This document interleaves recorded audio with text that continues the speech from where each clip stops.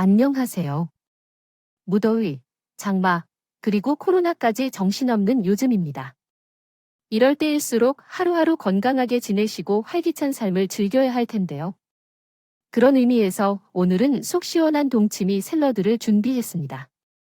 쥐뿔도 없으면서 잘난 척하던 시모에게 한 방을 날리는 능력 있는 며느리의 이야기를 준비했습니다. 그럼 시원한 동치미 한 그릇을 들이키며 출발해 볼까요? 저는 박지원이라고 합니다. 오, 오, 오, 오, 저는 이혼한 여성입니다. 생각해보니 이후로는 약수가 몇 해나 지났네요. 가끔은 제가 결혼하고 이혼을 했다는 사실이 암담해지기도 합니다. 마음은 여전히 20대 아가씨처럼 머물러 있을 때도 있고요. 이혼을 하고 한동안은 제가 이렇게 한루어 멀라이즈 곳을 찾은 것 같습니다. 훈녀가 되었다는 사실을 받아들이기 힘들었습니다. 그러나 이젠 그 이후로 좋은 점들이 훨씬 많다는 것을 이해하고 있습니다. 오늘은 제가 공유하고 싶은 제 이야기는 제2의 온 스토리와 식모에 대한 것입니다. 부유한 섬유 사업가 부모님 밑에서 자랐습니다.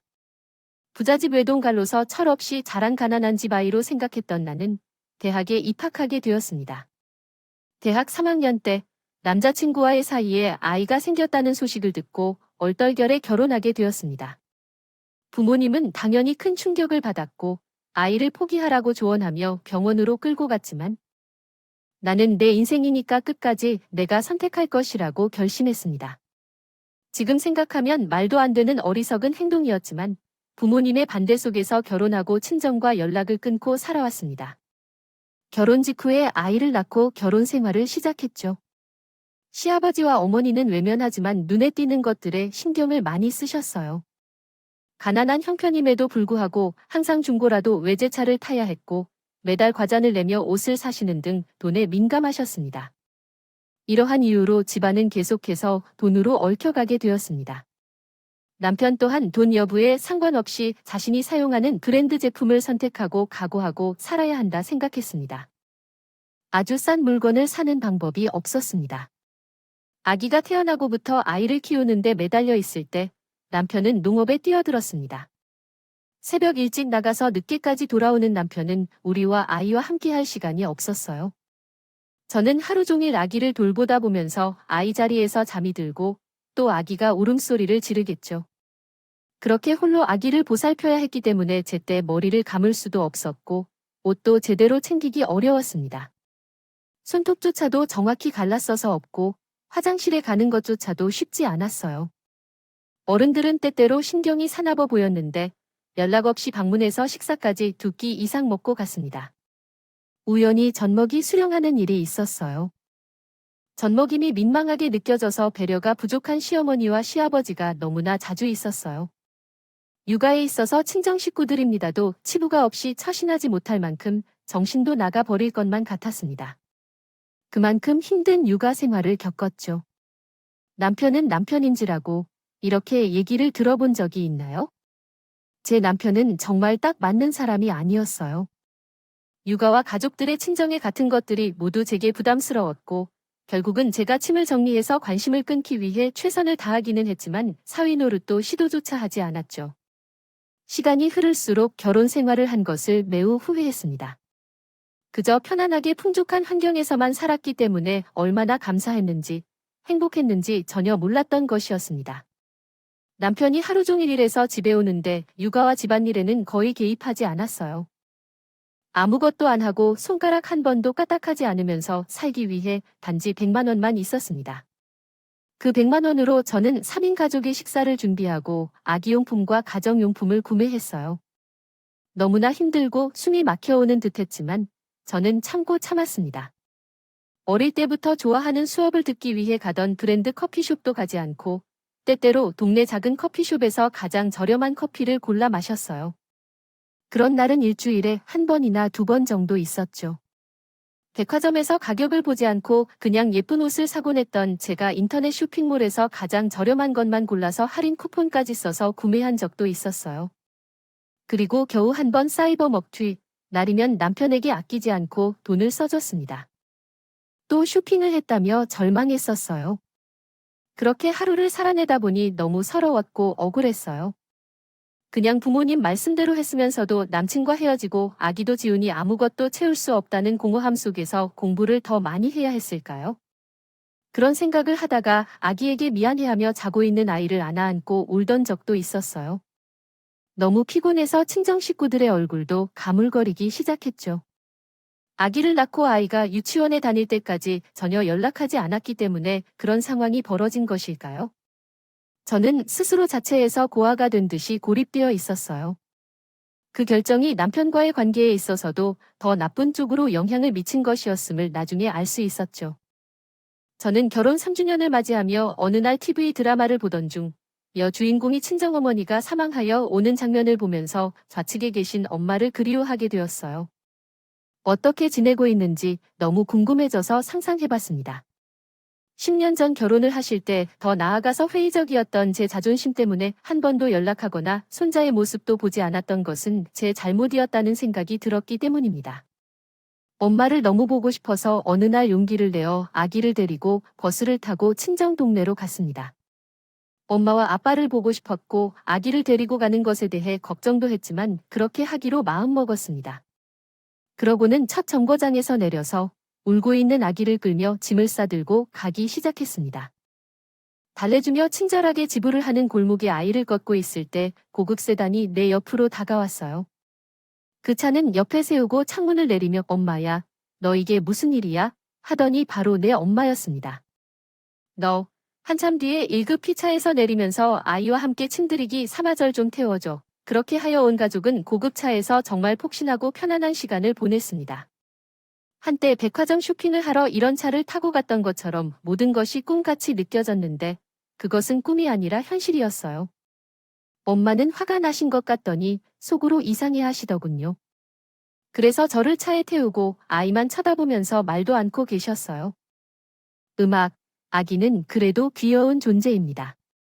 아기의 옹알이에 관심을 두고 있던 차에 저는 친정집에 며칠을 쉬러 갔습니다.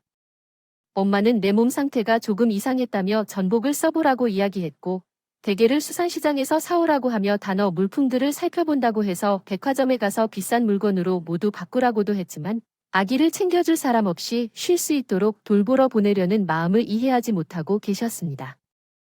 데리고 다니면서 제호, 가방 등을 살 때는 제가 아픔을 느끼도록 하는 부모님의 세심한 배려도 있었고요. 그리고 아빠는 따라다니며 잘 이야기해 주셨죠. 어쩌다 보니 저런 모습으로 자존심을 상한 아빠는 집으로 돌아가기 전에 내게 묻는 식이겠느냐고 물었습니다. 실례가 되지만 마지막으로 이 사람도 이제 그만하라고 하는 본인의 선택인데요.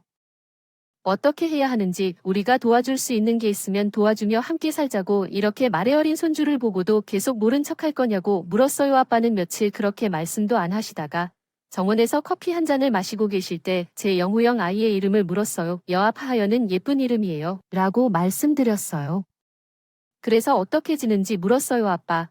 힘들죠. 딱도 힘들다고 말씀하시며 저는 아버지께 말 한마디로 아픔을 터뜨리는 경향이 있는데 아버지는 그때마다 나를 그냥 쓸어주시곤 했어요. 그러면서 가정에 머무르며 부모님께 사죄를 표하고 관계를 회복했습니다. 부모님은 제가 도모 빠듯하게 사는 것을 안쓰러워하셔서 저에게 남편 말레비 성금으로 쓸 것이라고 해서 꽤 큰 돈을 주셨고 조만간 집으로 차를 사주신다고 하셔서 그 차를 끌고 다니라고 했어요. 사위에게 대놓고 돈으로 주지 않는 것은 혹시 모르니까 생각 때문이라고도 덧붙였죠. 그리고 앞으로는 먹는 것, 입는 것, 생활하는 것이 불편하면 친정에 들러서 해결하고 오라고 했습니다. 전 그제야 숨이 좀 트이는 것 같았어요. 제전에 사는 생활로 돌아가는 것 같았죠. 사실 남편과 살고 있는 그 집으로 돌아가기가 너무 힘들었지만 지켰어요. 굳이 말 많고 제자 신세지는 일 하나도 없는 것. 진짜 왜 이런 남자랑 결혼했는지 이해가 되질 않아요. 안 해주세요. 어쩌면 그때서야 콩깍지가 벗겨지는지도 몰라요. 그렇게 저는 며칠 새 친정이 들면서 그 힘든 생활을 밝혀냈습니다. 친정이 가면 저는 가주었는데 그 수댁에 가면 좀 모습이었어요. 그런 괴리감을 견디기 어려웠고 그런 것들이 싫었습니다.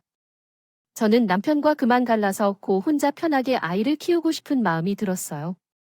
새벽에 일찍 일어나는 한편 직업도 싫고 하루 종일 밖에서 하는 것으로 집에 와서 아무것도 하지 않으려는 그대도 도 넘었습니다. 그렇게 이혼 생각이 굴뚝 같아 치 깊어지면서 던 어느 날 결국 저는 변호사 사무실을 찾아가서 상담을 받았어요. 이혼을 하고 싶은데요. 역시 결정적인 사유는 폭력이나 발음 같은 것이 있으신가요? 아니요. 그런 게 아니에요. 그렇지 않은데요. 경제력이 있으세요? 재산 분할을 할 때나 가정 기여도를 따질 때 경제력을 중요하게 여기려고 하거든요. 아, 그 부분에는 제가 관여한 게 없었어요. 경제력은 돌아온 보스 안에서의 고독을 생각했을 뿐이에요. 어쩌면 결혼 후에 나는 그렇게 무시받고 집안에서 홀로 지내야 했고 남편이 그렇게 유세를 했던 것이 경제력 때문에 그랬던 거구나 하는 생각을 할 수 있는 능력을 그렇게 법적으로 크게 보는구나. 내가 친정이 잘 살아도 제 스스로 직업이 없기 때문에 잡아오릅니다. 그런 결론에 도달하자 어쩌면 직업을 가져야겠다는 생각이 들었어요. 그래서 그 부분에 대해 엄마와 상의하기 위해 친정으로 찾아갔어요. 엄마, 오늘 상의하고 싶은 게 있는데. 어우, 우리 딸, 어서 와라. 안 그래도 압박은 넣어준다고 선물을 마련해 주셨지 뭐니? 종주 젖을 줄 알았는데 생각보다 빨리 나왔어. 자, 집 앞으로나 가볼래? 뭔데 그래요? 집 앞 도로로 나가보니 아까씨 시절 꼭 한번 사고 싶었던 하얀색 고급차가 눈부신 자태를 뽐내면서 멈춰 있었어요. 저는 깜짝 놀라서 말도 못하고 부모님을 바라봤죠. 혼수도 못해졌자니 그냥 결혼할 때 준 게 없어서 말하는 거니 아기랑. 어디 가서 쓸 건가요? 아빠랑 엄마 차가 너무 비싸요. 감사합니다. 얼른 다 봐야겠어요. 우리 따라와. 잘 어울릴 것 같아요. 너무 예쁘다. 2층 정말 그렇게 제일 드림카를 타고 집으로 돌아왔어요. 어서 카시트에 4명의 아이를 태워야지. 생각하면서 룰루랄라 돌아왔네요. 그런데 남편이 어머니와 함께 전화 중이었어요. 이거 또 뭐지? 엄마가 저녁 목장에서 잠깐 나왔는데. 신정 좀 가고 와야겠다. 이 제출 가위 있어요. 그곳은 왜 자꾸 들락거리는 건가요? 선배, 그게 뭔가요? 차, 키야. 내가 친정에서 차를 좀 빌려주셨어요. 음악가 분명히 사주셨다고 하면 안 될 것 같아요. 전에 빌려줬다고 돌려주었다고 했어요. 어머, 사종 여신이 내 차 취향을 찾아주시는 분이네요. 저거 언니가 처음부터 갖고 싶다고 노래 부르던 그 차 색깔도 딱 여기서 치즈의 키 좀 줘봐요. 한 바퀴 두고 가야겠죠 어제. 제가 빌려 타는 건데요. 어머니가 알고 계시는데 엄마가 차가 모피류의 집에 새해 맞이 돌보면 되지. 그나마 요즘은 어린이집도 유치원도 잘 되어 있어서 힘든 것도 없는데 너 지금 어떤 말에도 무시한 척하지 않는 게 좋겠어요. 이렇게 제가 생각했던 일에 대해 이야기하겠습니다. 부모님이 차를 선물해 주셨는데 그 차도 베끼는 사람일 뿐이었어요. 시몬이 한 번만 더 타보라고 해서 몇 일 동안 타다가 차를 반납하게 되었는데 실제로는 외제차인 제 차를 앞집에 주차하고 제 차는 그의 차로 바꾸라고 했어요. 어쨌든 이 나이가 되면 어디로 가겠느냐라고 물으면서 말이지요. 인생은 많은 일들이 운명에 의해 결정된다는 말을 들어봤어요. 그 중에서도 결혼이 혹시 최고로 적용되어야 하는 일이 아닐까 생각이 들었습니다. 그렇지 않으면 제 삶은 안정적이고 풍족했던 것이 결혼을 통해 한순간에 무너져 버린다는 생각을 받아들이기가 어려웠어요. 단지 가난하더라도 체면 있고 따뜻한 삶을 살아가는 것이 그나마 나은 것 같다는 생각이 들었습니다. 사람들인 줄 알았는데 아쉬운 상황이 생길 때마다 말이 바뀌고 자기 자신이 힘든 것 말고 남이 있는 것은 눈에 들어오지도 않고 정말 이해되지 않는 것들이 한두 가지가 아니었습니다. 저는 차를 뺏긴 그날 밤 일을 감히 다짐했어요. 내가 반드시 경제력을 갖고 말 거라고. 이에 대한 결정은 경제력을 갖춘 후에 4가지 응답을 증명하고 결정하겠다는 말이에요. 그리고 동네 고깃집에서 일을 배우기 시작했습니다. 그 고깃집은 한우 전문점이었는데 하늘에 칼집을 내서 스테이크처럼 두툼하게 굽는 것을 배웠어요. 멀리서 그 고기 맛을 잊지 못해서 찾아오는 손님들이 많다고 했어요. 그리고 후식으로는 100명분의 된장찌개를 말했어요. 평범한 것도 있었지만 6개 상 칼국수라는 것이 있었어요. 아주 매콤하고 통통한 칼국수 면발이 이러한 상의 궁합을 보여주고 있었죠. 저는 그 식당에 가서 요리 비법을 6개월간 전수받았어요. 그 기간 동안 신청해서 아기를 돌봐주셨죠. 그리고 비법을 다 배우고 나서 친정에 가서 아빠 앞에서 브리핑을 했습니다. 우리 브리핑을 다 듣고 난 후 아빠는 직접 고기를 구워오고 칼국수를 만들어 보려고 투자 여부를 결정하겠다고 했어요. 저는 친정책 주방에서 토채까지 써가면서 정성껏 음식을 만들어 주세요. 생각보다 솜씨가 있는데 고개 아주 잘 거구나. 그래 손님들이 스스로 구우면 이 말산 나지 않을까요? 아 그래서 직원들이 업혀서 구워 주어야 할 것 같아요. 초기 인건비가 좀 들 수도 있어요. 아, 그렇구나. 얼마쯤 주작이 필요한지 예산을 내보아야 해. 마침 서무 공장을 하나 정리해서 아빠가 여유 자금이 좀 있으니 응어도 언제까지 집에서의 만복을 사용할 수는 없고요. 그렇게 저는 한우 가게를 차리는 일이 되었죠.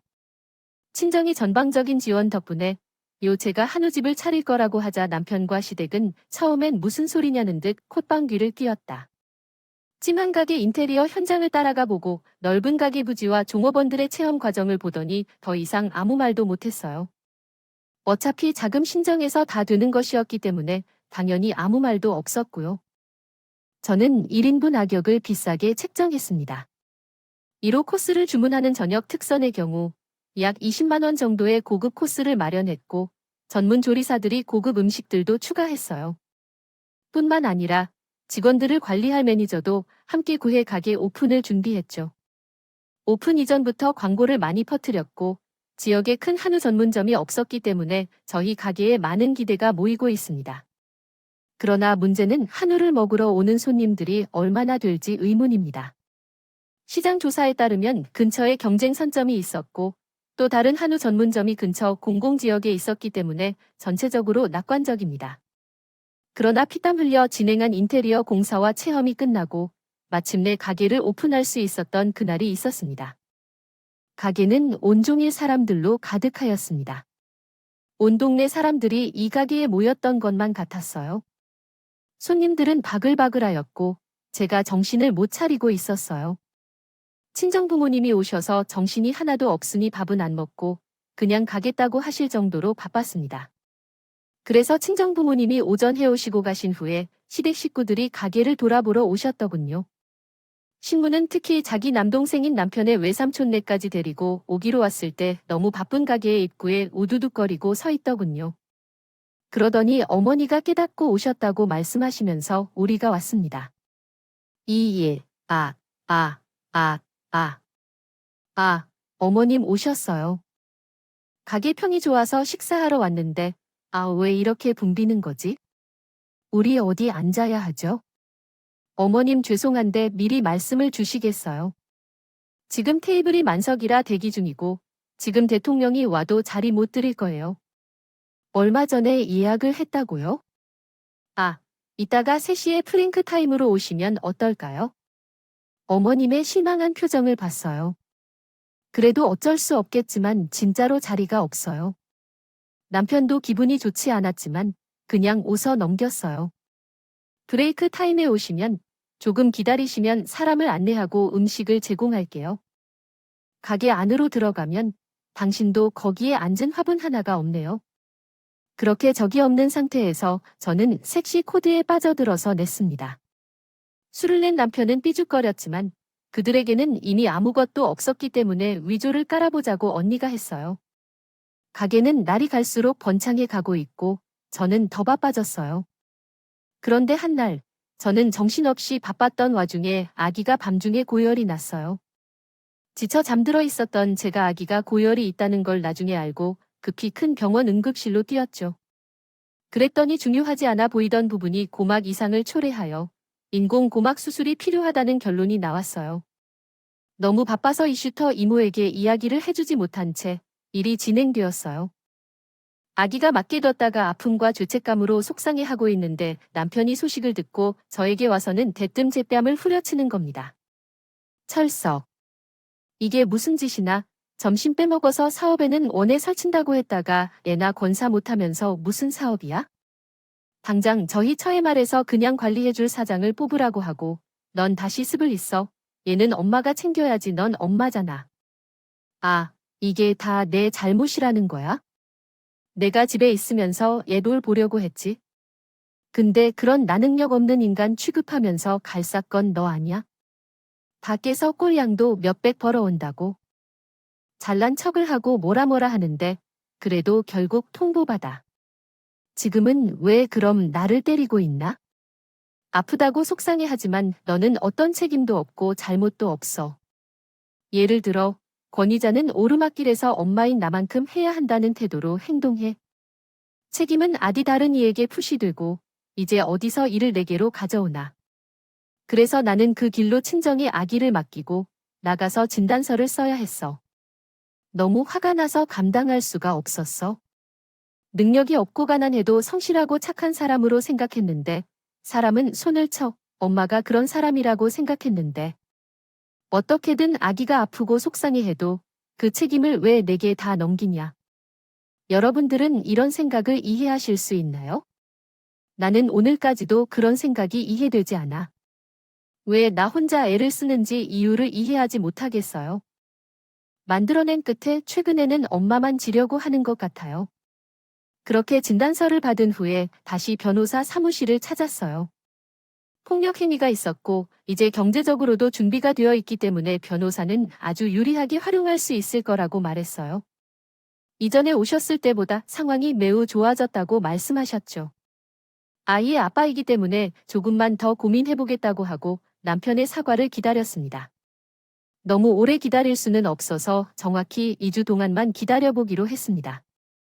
제게만 의지하면 당장이라도 이혼하고 싶었지만 하연이라는 아이 때문에 아빠가 없는 것보다 있는 것이 더 나을지도 모른다는 생각이 많이 들었어요. 너무 힘들어서 정신과 상담도 받았어요. 의사는 이혼을 고민하고 있다며 도와주셨습니다. 이야기를 들은 후에 중요한 말씀을 해주셨습니다. 이혼에 대한 결정은 남의 말에 영향받지 말고 스스로가 결정해야 합니다. 왜냐하면 이혼 이후의 삶은 스스로가 살아야 하기 때문입니다. 다른 사람들이 혼자서 살아가는 삶의 무게를 대신 지지 않습니다. 그러므로 본인이 선택한 것에 충실해야 하며 어떤 선택을 하더라도 후회하지 않기 위해서는 스스로의 결정에 따라야 합니다. 그때 들었던 말씀들이 큰 위로가 되었습니다. 친구들이나 가족에게 털어놓을 때 듣는 말들이 있지만 의사 선생님의 말씀은 다르게 다가왔습니다. 어떤 선택을 해야 할지 결국 장단점이 있을 것이란 그 말도 뭔가 세상에 100% 만족스러운 일은 없다는 말이 들려서 편해졌어요. 저가 어떤 선택을 해야 할지 저희 아이들이 월절 부모님은 항상 제 곁에 있을 것이라고 믿기 때문입니다. 그래서 이 죽은 남편이 사과하든 대화할 기회를 기다렸습니다. 그러나 남편은 여전히 아이 케어 하기를 멈추지 않아서 잘못된 입장을 바꾸지 않았어요.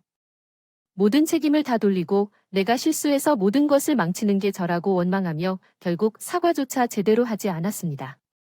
많은 고통을 겪은 끝에 제 뺨을 때린 것마저 사과하지 않는 사람과는 더 이상 어떤 신뢰도 없다는 결론에 도달했고 이별을 선택했습니다. 제 남편에게 이혼 통보를 했어요.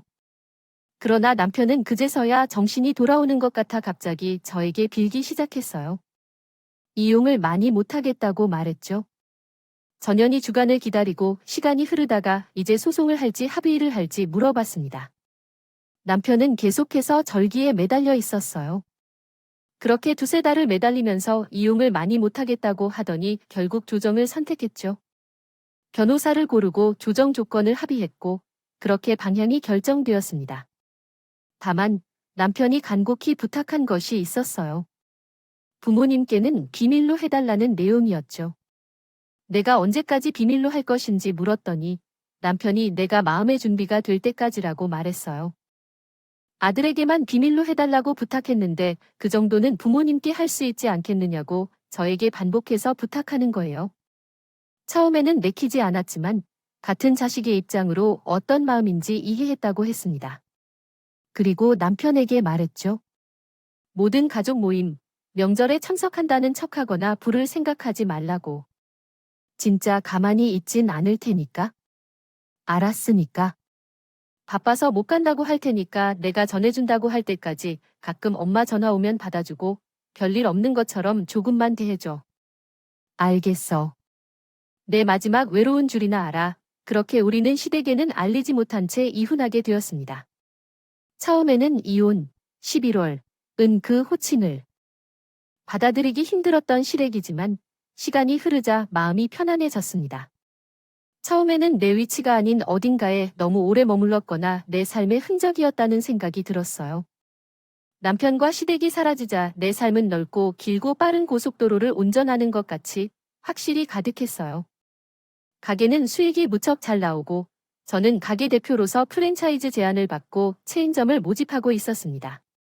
부모님이 투자하신 2마리 토끼를 다 잡고 이제까지 쌓아올린 빚을 갚을 수 있게 됐어요. 그리고 아이를 돌보는 전담 시터를 구하고 시터를 관리하면서 일을 하며 바쁘게 살았죠. 원어민들이 하는 영어 뮤지컬 수업과 함께 한 것도 있었습니다. 유아 골프 수없는 것은 아기에게 해주고 싶어 하는 것이었습니다. 차량을 타고 좋은 옷을 입고 맛있는 것을 먹으며 쉬는 시간들은 이혼의 아픔을 내게 주었습니다. 그것은 속물적이라 할 수 있습니다. 그런 말을 들어도 할 말이 없습니다. 돈을 쓰는 것을 좋아하고 많은 돈을 벌고 즐겁게 쓰는 속물적인 삶을 원합니다. 하지만 그렇게 쉽게 돈을 벌지 않고 스스로 엄청난 노력을 하고 있습니다. 속세에서 돈의 힘에 대해 크게 생각하지만 내 연인과는 그것에 대해 말하지 않겠습니까? 조선시대 사대부도 아니고 말입니다. 결혼할 때 내린 가장 큰 실수는 그 측면을 너무나 낭만적으로 생각했다는 것입니다. 돈이 없는 사람들의 삶은 어떤지 알고 싶습니다. 얼마나 힘들게 버텨야 하는지, 그리고 그 과정에서 부족함이 없어도 허세를 부리기 위해 얼마나 노력해야 하는지에 대해 정말 부끄럽게 느껴졌어요. 다행히 제게는 모든 것을 회복시켜줄 재력을 가진 부모님이 있었고, 또한 건강한 몸과 미래를 위해 더 나은 삶을 살고자 하는 의지가 있었어요. 한동안은 전 남편이 된 아기 아빠에 대해 생각하지 않으려 했습니다. 생각할수록 답답하고 후회되고 부정적인 감정이 들기 때문이었죠. 이러한 마음을 집어치우며 시간이 1년이 흘렀습니다. 남편이 모르는 사이 지수분과는 연락이 끊겨 있었어요. 때때로 연락이 오곤 했지만 전혀 없는 것과 같은 느낌이었습니다. 어머님은 전화하여 왜 이렇게 코빼기도 안 보이고 얼굴을 얹어 보여주는 거냐며 못마땅해 하셨다. 저는 이항만 계시는 게 애매해서 그냥 가게 일이 매우 바쁘고 매출도 잘 나와서 한탄을 토했습니다. 계속 최근에 하신다면 언젠가는 전 남편이 자신의 입으로 이혼을 고백할 것이라고 생각했는데 시간이 지남에 따라 문제가 생겼다. 이것은 어머님의 동창회 소식이었다. 샤머니는 고등학교 동창들이 초대를 받았는데 이번 동창회는 크게 할 예정이다. 하게 되었다고 해서 저에게 장소를 우리가 가기로 한다고 하시는 거예요. 전당에서 말씀드렸어요. 어머니, 90명이나 되는 단체를 저희가 잘 받아요. 손님 케어하기가 힘들어요. 그리고 동창이 하시는데 하는 좀 가하지 않을까요? 저희 가격이 좋으신가요? 해드리는 거 아니신가요? 내 말 한 번 기분 나쁘게 하는구나. 내가 무슨 이 동네 옆집 아줌마냐? 수염이 그 친구들 좀 불러서 고개 좀 먹겠다고 하면 얘들아 하고 대답하고 순순하게 굴면 될 것이지. 무슨 가격이요? 명수가 좀 어쩌고 그런 테크이나 걸고 있어? 내가 남이 어떠해도 그리고 우리 캡이 많으니까 제일 비싼 코스를 시키려고 해요. 걱정 마세요. 말한 날짜에 차박해도 괜찮아요. 아, 네, 저희 어머니께서 너무 기분이 나빠하셔서 어쩔 수 없이 예약을 잡아드렸어요. 하지만 어쩐지 카기 메뉴의 가격도 잘 모르고 있어서 그것 같았고 비싼 세트면 1인분에 20만 원씩 하는 걸 진짜 대접하는 것 같아서 남편에게 전화를 걸었어요. 여보세요. 어쩌다 이러한 상황이 발생했는지야. 어머니께서 전화를 하셨는데 90명을 데리고 우리 가게에서 동창회를 하시려고 하는데 이를 저희 비싼 코스를 원하신다고 하시는데 그러면 아까 우리 엄마는 높게 나올 거예요. 저는 엄마께 말씀드릴 거예요. 전남은 급하게 편한 전화를 끊었어요. 저는 아들과 엄마가 잘 해결하게 생각하고 내버려 두었습니다. 그런데 어머니가 다시 전화를 하셨어요. 너무 서둘러 이야기하겠어요. 그 생리는 남자분들이 어른이어서 너한테 긴 해야 하냐며 며느리가 운영하는 한우 가게가 동네 사람들 사이에서 유명한데도 초대조차 안 했으면서 이런 시험의 기회를 주면서도 세워주라고 어떻게 생각해? 제일 비싼 곳에서 9대10인분 준비해놓고 회비가 부족하면 내 차를 팔더라도 밖은 내가 낼 테니 가만히 있는 게 좋겠다는 이야기를 하셔요. 어머님이 전화해도 소리를 지르셨습니다. 전이나 어이가 없었지만 그 놈의 허세병 또한 도전하고 싶어서 이번 한 번은 그냥 종이 맞춰드리고 남편에게 한 달 내로 이은아 사실 이야기를 하라고 해야겠다는 마음을 먹게 해줘. 마지막 이윤 선물로 어머니와 친구들이 밭에 접하는 것이라고 생각하기로 했어. 조용히 그냥 넘어가야 할 것 같아. 제 아이의 인생에도 앞으로 좋은 일들이 많을 것이라고 생각하며 애써 마음을 좋게 다듬을게. 드디어 대망의 동창의 날이 되었어. 저는 어머님의 동창분들께 돈을 안 내주기로 했는데 최고급 코스에 10만 원짜리 코스가 아니라 그 아래 12만 원짜리 코스로 90명을 위해 준비하라고 지시해 존중해야 했어. 시간이 지나며 속속 어머님의 동창분들이 오셨어. 좀 며느리도 아닌데 며느리 행사를 하면서 그분에게 인사를 드려야 했어. 했고 수영원이는 아주 쓱한 표정이셨죠. 마치 자기 돈으로 자기 가게에 있는 말이에요. 저런 꼴값을 보는 것도 오늘뿐이니 오늘 하루만 잠자 하면서 전 허벅지를 꼬집었습니다. 결혼 생활 내내 지긋지긋해했단 전임이 없으면서 있는 척 같는 허세가 일관성이 있다 싶은 것이 워낙에 다행이다 싶었어요.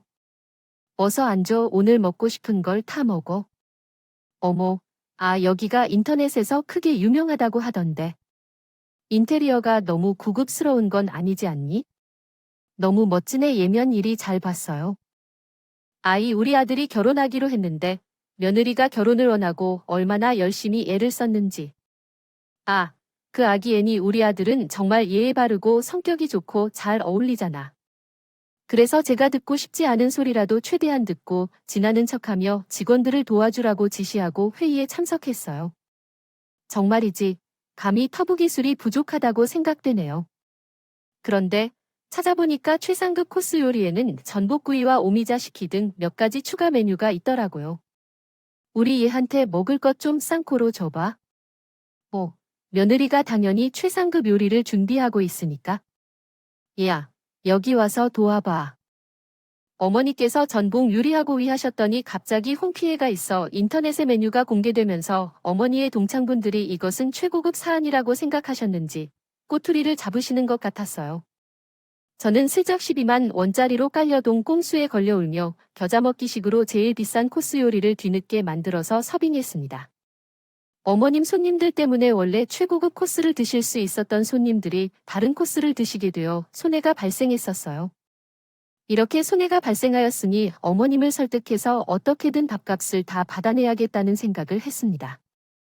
그래서 매 축하마다 지시를 받고 캐셔 서비스를 한 잔씩 달게 한 뒤에는 술을 섞고 흥겨운 분위기가 되었습니다.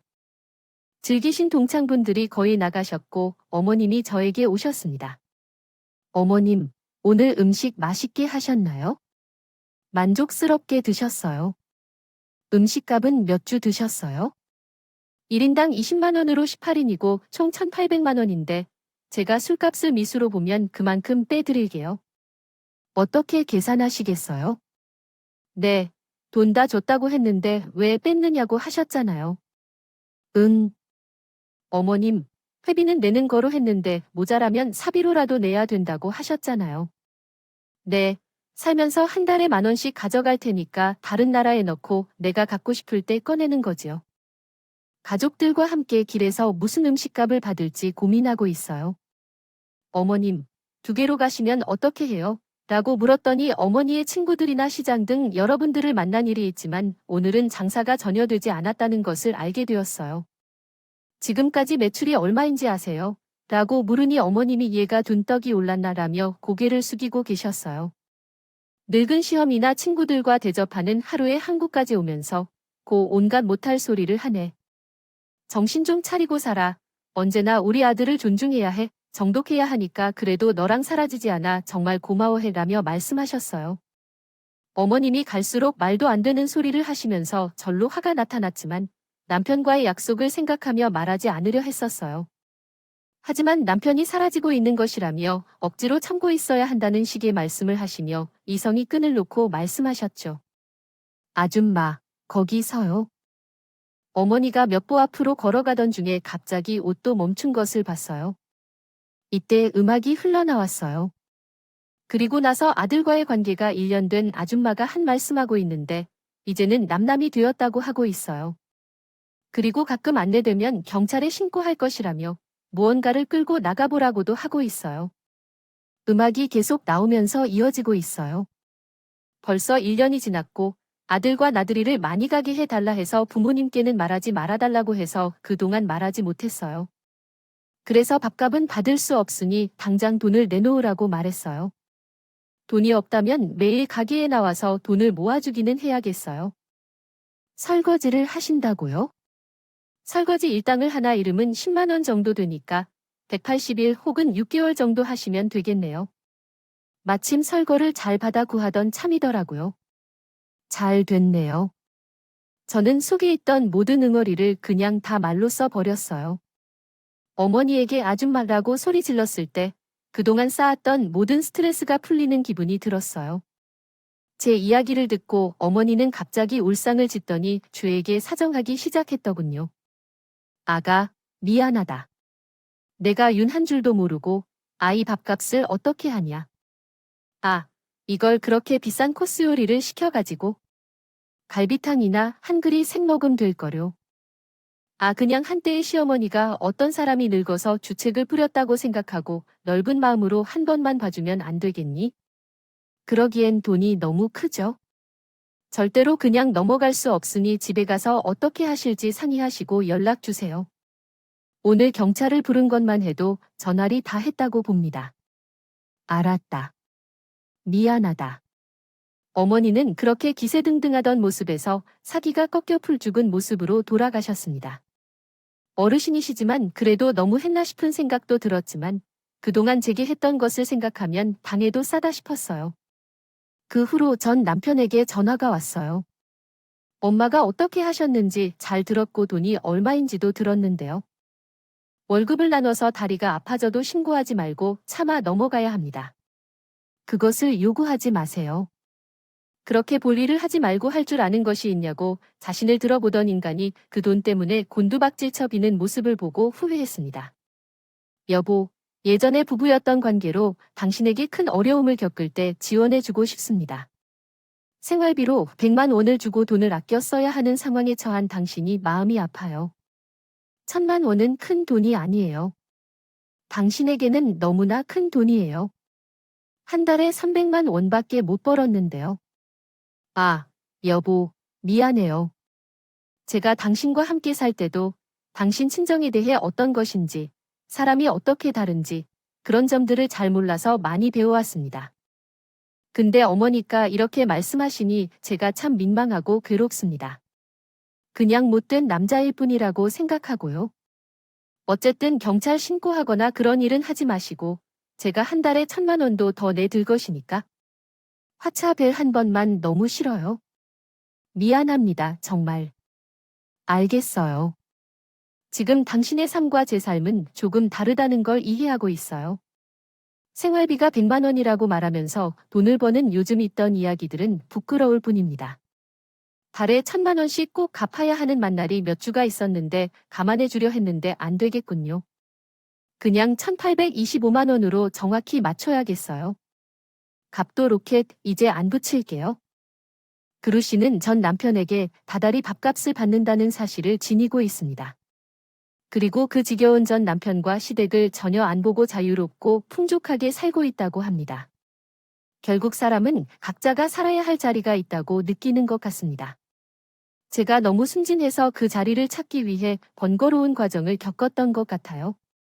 오늘 제 이혼 이야기 어떠셨나요? 뜨거운 여름날 시원한 보낼 수 있으시길 바라며 이만 물러가겠습니다. 행복하세요.